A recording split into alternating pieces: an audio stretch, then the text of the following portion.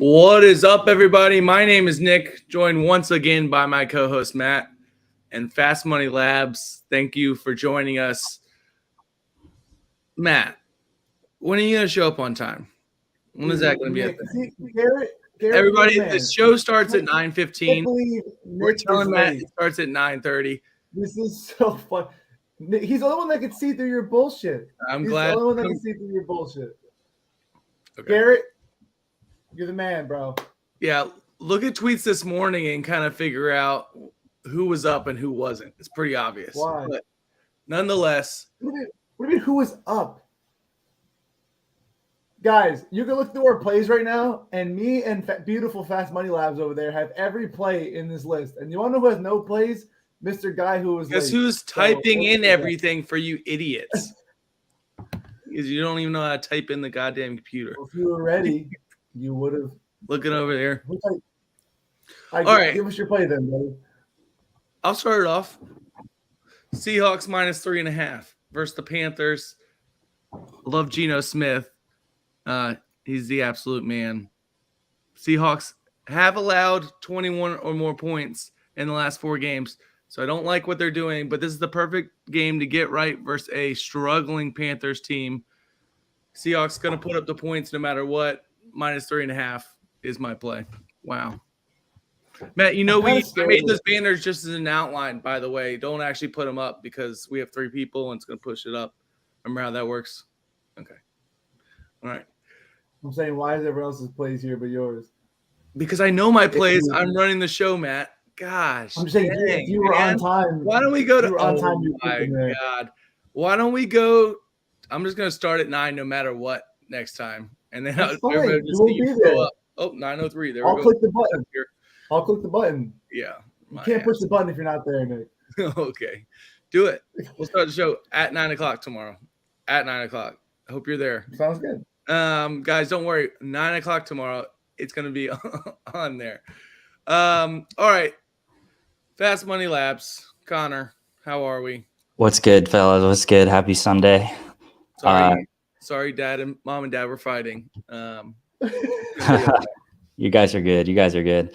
So yeah, I've got a couple of picks today. You know, mostly on the 1 p.m. slate. I like a couple spots. So start off with the Cowboys game. So the Cowboys are obviously heavy favorites, right? -17, I think last time I checked the spread.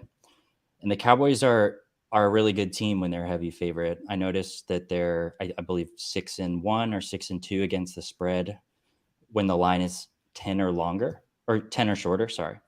And at home, the only against the spread loss, I think, was this year. I don't know if you guys remember, the Giants scored a last-second touchdown to cover back on the back door. But they're really good at home as a heavy favorite. So I'm the spread is a good option, right? I'm personally targeting Tony Pollard in this one. So I love backing the Cowboys running backs. I tend to flip-flop between Zeke and Pollard. The Texans are allowing the second most yards per carry in the league, over 5. And Pollard is averaging 5.8 yards per carry. That's second best out of all running backs with 100 carries minimum. So I really like Pollard here. I think he needs about 12 carries to hit over 67.5 rushing. So that's what I'm going with. The number varies by book. So I got 67.5 at MGM -115. And I would take this to 69.5, which would be 12 carries at around 5.8 yards per carry, which is his average. So I did that for 1 unit. Tony Pollard over 67.5 rushing at MGM -115.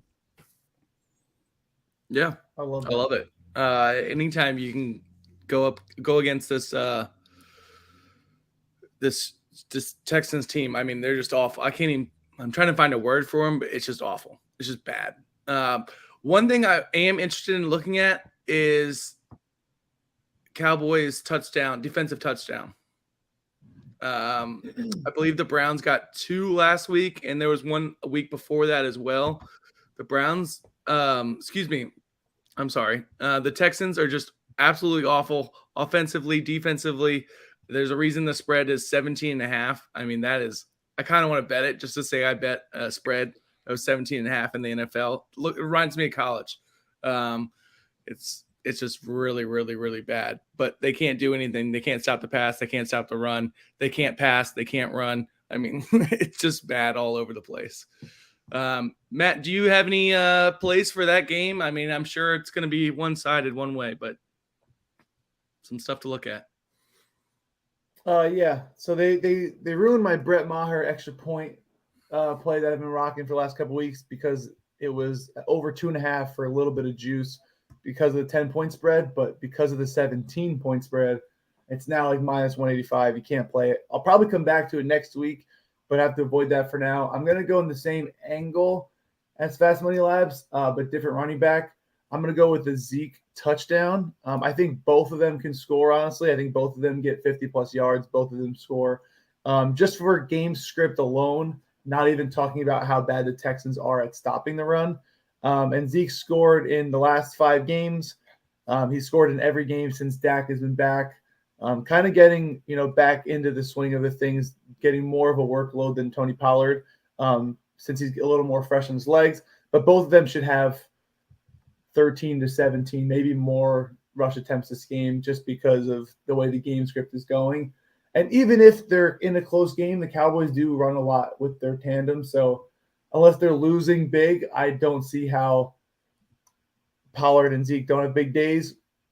I'm going to go with the guy who's getting a little more touchdowns. So Pollard could have more yards, but I think Zeke gets in the end zone. I think he's more of the goal line back. So I'm going to go with Zeke touchdown anytime, minus 125 on Bet365. It's minus 135 on other books, maybe minus 140 at the worst, which was FanDuel. But MGM, DK, all minus 135-ish. So all doable lines, and he should get back in the end zone here.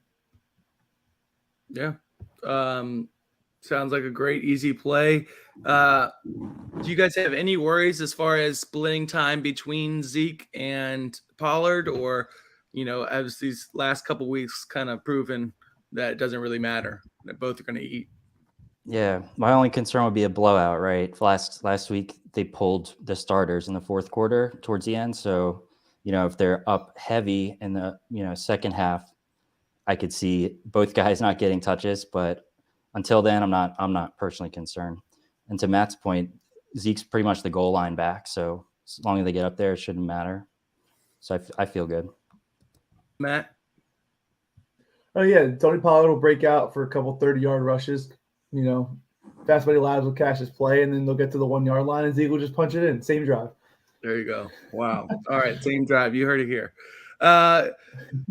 Let's move on to another game. This is one game I really want to talk about as well. It's the Lions versus the Vikings.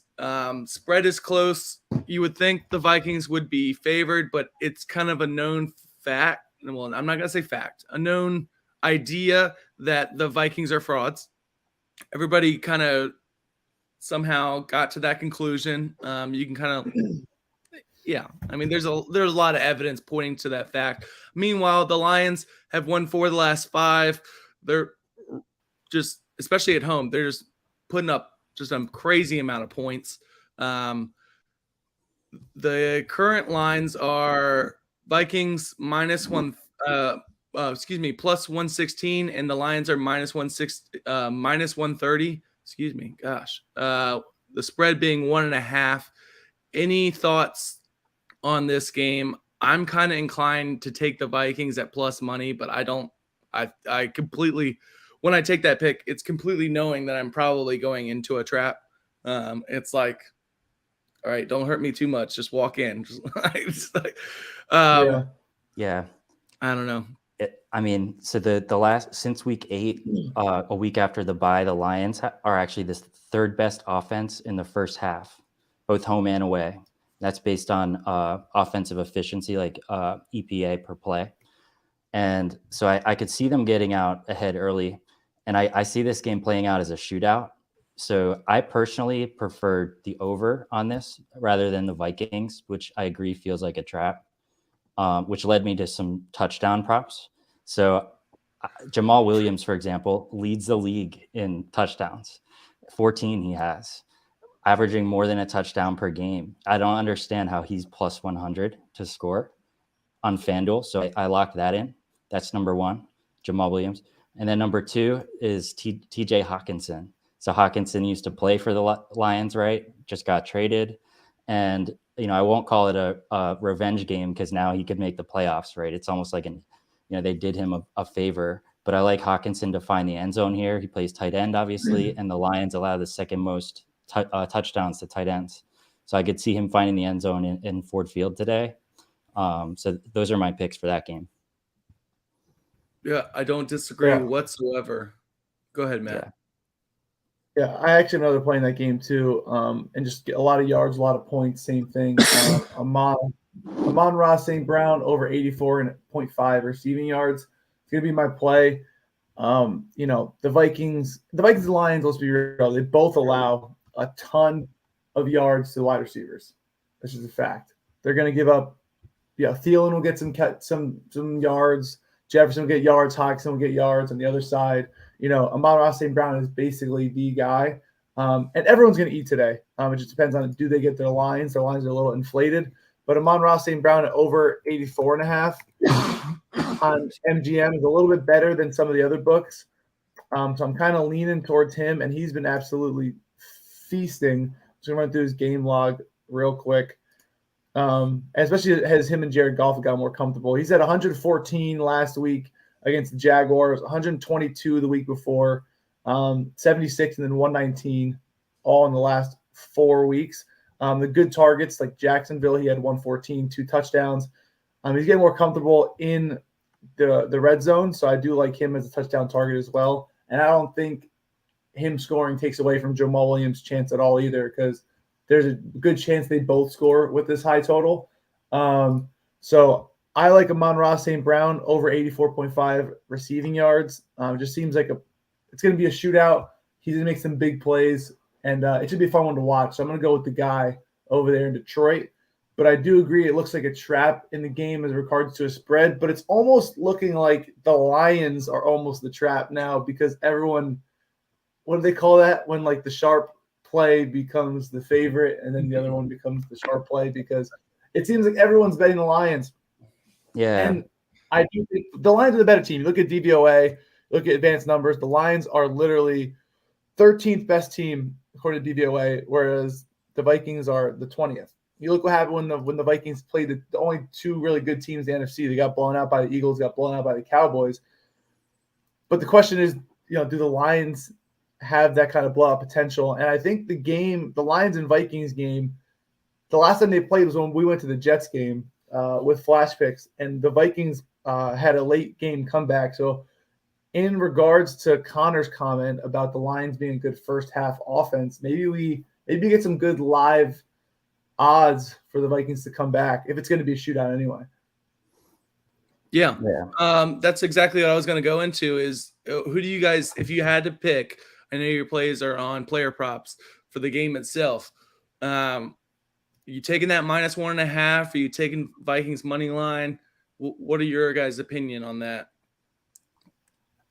I mean, I lean the Lions first half, right? And then I could see them blowing it. So I'd be interested to see the odds on the Lions to win the first half, but lose the game. That'll be an interesting, angle. But I personally my gut tells me the Lions hold on to this one. I think they've kind of turned a corner in that era of just blowing leads. Mm-hmm. So I personally, gun to my head, I'm taking the Lions to win the game outright. Yeah, I mean, everybody's talking about how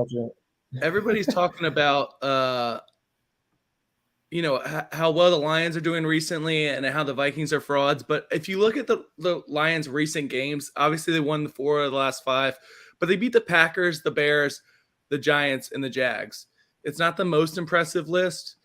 I would just take the Vikings based off pure value at +116 and, try to catch them sleeping. I mean, the Vikings do need to win because, they're still fighting for that bye. If they lose this week, they're probably not going to get the bye. They almost have to win out. But, I would rather just go touchdown scores. If you do a same game parlay, this is the game you want to target. Just put touchdown scores, root for both sides, and have a good time. That's my I I'll root for don't a just tie. don't disagree at all. Don't even bring up ties after last week. I don't want to hear about it. Matt, you got. Let's get the kicker prop out of the way because everybody knows it's coming. Let's just knock it out. Listen. It's a little bit of a mix up this week, but why don't you tell everybody about it? This is beautiful. All right, so I found a new market. It's on DraftKings. It's on Bet Rivers. Should be on some other books. I think maybe Barstool, but DraftKings has a worse line, so I'm going on Bet Rivers. It is the longest field goal in a game over 46.5 yards. I actually did this personally in the Raiders-Rams game. They're all around the 44 to 48 yards mark. You're in Denver, which the ball literally carries further just based off the altitude or whatever the hell you call it over there. And you have two guys that can crush 50-yarders, and you have a low total in the Broncos and Chiefs game. I think a lot of field goals are going to be made. If you actually look at the over 46.5 in Denver, it's 4-1 to the over. And if you look at field goals in general, there's another prop for over 3.5 field goals. I think that's a good play there. I'm going to make my official play the over yards. But if you look at the field goals over 3.5, it's 9-3 for the Broncos this season. So four plus field goals in the game is 9-3 for the Broncos season and 5-1 at home. 4-1 at home, sorry.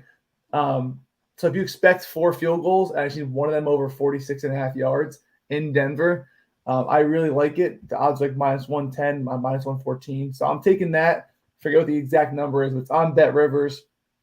And that's my play. You can do it on DraftKings too. I think it's 47.5, -120.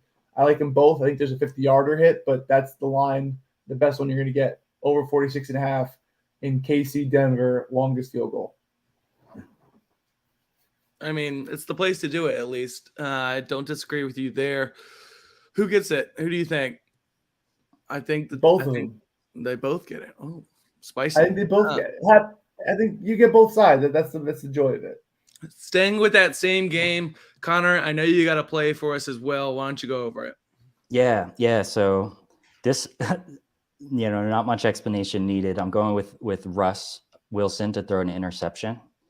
So I mean, he's throwing a ton of interceptions, and the Chiefs defense is solid. I mean, they're they have some interceptions recently, and I just see the Chiefs getting out ahead early, and we just know that means pass heavy game script for Russ, and that's never a good recipe for winning, but it is probably a good recipe for interception prop. So I'm taking Russ. It's plus money.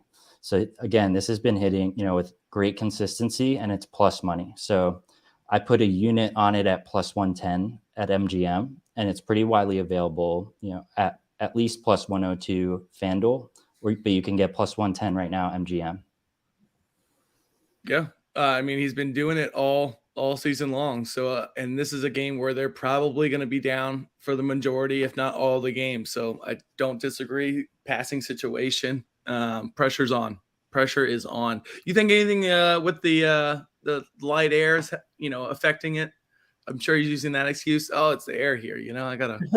Yeah, I mean, I don't know about that, but I've definitely researched Russ and with temperatures in the past. Like I noticed he's not good in cold weather. He throws a lot of his interceptions in cold weather. And today's, it's actually not too cold in Denver, but it's just something to be monitoring going forward as it gets colder in Denver. Russ really doesn't perform well in what I think sub 40 degree temperatures. So it doesn't apply today, but something to be mindful of going forward. Yeah, 100%. Is there any more plays from you guys? I have one last play. It's the Chargers and the Dolphins. The Dolphins owe me money. That's straight up. Tua threw so many interceptions at the end, being right there close to the team total. This is the perfect bounce back game for them. The line's 3.5. I'm taking the 3.5 for the Dolphins. I think they just put up a crap load of points again and get back to what they were doing offensively. Waddle's back, so there's no long-term injury there or anything like that from last week. And they're not facing the 49ers. It's the Chargers. Defensively, they're beat up. They've been getting destroyed all year. Offensively, they don't even look that great either. I'm taking the Dolphins to bounce back and win big. -3.5. Guys, let's take some questions from the chat. I know I saw calling our shots. Which team is pulling off an upset this week? I don't know if you want to call it an upset, but I'm pretty sure I'm going to take the Vikings at plus 116. I think it's like Matt was saying, it's a public trap that it's not a trap that, it's like, yeah. Matt, how'd you explain it? I agree. Yeah, it's like when the sharp play becomes the public play, I guess. Everyone's I think the Bucks can pull off the upset. I think they need to win games. Their division's trash. The Niners are still going to see if Purdy can do it. And if you give me Brady versus Purdy, I'm probably going to take Brady plus 3.5. Again, the 49ers roster is significantly better than the Bucks, but I think this Bucks team is playing with a little new swagger, and the Niners may need another week to kind of figure things out. And if I'm Purdy, and I'm like, you got to be kidding me, I'm playing calm now. Like, it's just like a mental thing. And the Bucks just find ways to win games. It's a decent price. It's not going to make it an official play for me, but like if I had to choose an upset, I'm probably picking the Bucks.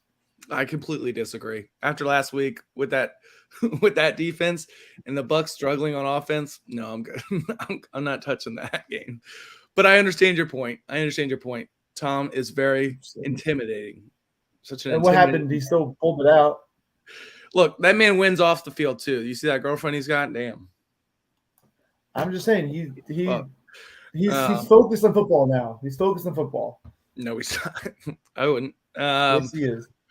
Connor, any underdogs you could see winning outright or with the spread? Yeah, so I didn't take any, but in these situations, I tend to just look at divisional games, right? So divisional teams, they play each other twice a year. They know each other better.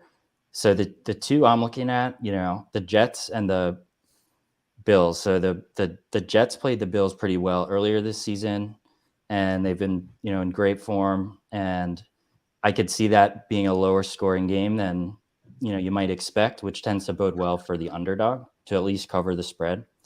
And then the second one, the Giants and Eagles game. So the Eagles are obviously really, it's tough to stop on offense, but I think there's some rain expected in the forecast in New York, or technically New Jersey. And, the risk there is Saquon. I saw as 50-50 to play, right? So if Saquon plays and he's able to stay healthy, I could see the Giants keeping this closer than expected. Because just looking at the spread, you'd think it might actually be more points for the Eagles, right? But this again feels a bit like almost a trap scenario. So I like, I'm a little biased. Obviously, I'm a Giants fan, but if Saquon plays, I like the Giants' chances to upset the Eagles. Yeah, I hope you lose by 100. I actually like that. I think if he plays, divisional games are tough. I think the Giants are still frauds, but it should be a close one, I think. If Saquon plays. Saquon doesn't play. That? Huh? The Commanders are frauds too. Bro. There's only 5 real. You're a Giants fan. Or what? I don't even know what you are. I'm a Giants fan. Okay. Yeah. I'm just saying. I can tell when teams are frauds, and the Commanders and Giants were both frauds. No, sir. Not right now. No. They are frauds, but whatever. Let's go through our plays one more time. If you have any questions, let us know. But for the Dallas game, Connor, just run through all your plays, Connor, actually. Yeah. So I've got Tony Pollard over 67.5 rushing at MGM minus 115. And then in the Lions-Vikings game, I've got 2 touchdown scorers, Jamal Williams at plus 100 FanDuel and TJ Hawkinson to score at plus 190. That's pretty widely available, but I got it at FanDuel. Took those both to win a unit. And then my last play is Russell Wilson to throw an interception plus 110 MGM, and I risked a unit on that one. And Matt, run through your plays for us if you don't mind. Yeah, Zeke anytime touchdown score minus 125 over at Bet365. Amon-Ra St. Brown over 84.5 receiving yards in the Lions-Viking game. That's on MGM. And then I have the longest field goal over 46.5 yards in the Chiefs versus Denver game. And I just took some games straight up Well, spread and straight up. Dolphins minus 3.5 at minus 104 on FanDuel versus the Chargers. Seattle Seahawks minus 3.5 versus the Panthers at minus 118 again on FanDuel. And then I'm gonna pull the trigger. Vikings money line plus 116. I'm pulling the trigger. Someone's got to have some balls in this room, so I'll have them. We got some questions here. Dolphins team total. I'm staying away from Dolphins team total. It's what was it? 20. I think it was 28.5. Ew. Yeah. The half especially got me. They can definitely do it, but I'd rather just take the 3.5 and hopefully they just completely blow them out. 28-7. There you go. That way I don't regret it. What were you gonna say? If you take the team total, like, do you expect them to win like 31-28, where that would be better play than the spread? Like, I don't get. Like, if that's the case, then I would just play the over. If you're gonna look at the team total over and not the spread, and the spread is decently close, like, I'd rather play the full game over instead of the team total over. You're really not gonna hit the team total over probably without not covering the -4. You know what I'm saying? Yep, 100%. And then let's see, Ravens Steelers. Any thoughts on that game? Obviously, Lamar Jackson's out. Got Huntley in. Spread's close overall. Yeah, for that one, I really like the potential for field goals. So there's a market, I think, on at least DraftKings and Bet360 or Bet365 and Barstool combined field goals. So I'm looking at over 3.5 combined field goals in the Steelers-Ravens game. The Steelers alone have been kicking about 3 field goals. I mean, they've got an offense that only a field goal prop better could really love right now. Yeah. They've just, so I'm looking at that one. I might actually lock it in after the show. Awesome. Well, guys, if you don't have anything else, I'm good for today. We got an episode tomorrow, possibly with Austin Props. We will see. Otherwise, it'll be me and Matt, 9 a.m. Eastern time on the dot. We'll be starting 9 a.m. Eastern time on the dot, no matter what. Excited to see you guys there. Best of luck today. Bet responsibly. And Connor, as always, thank you for coming on. Anytime. Thanks for having me, fellas. You guys, have a great day. Deuces. Peace.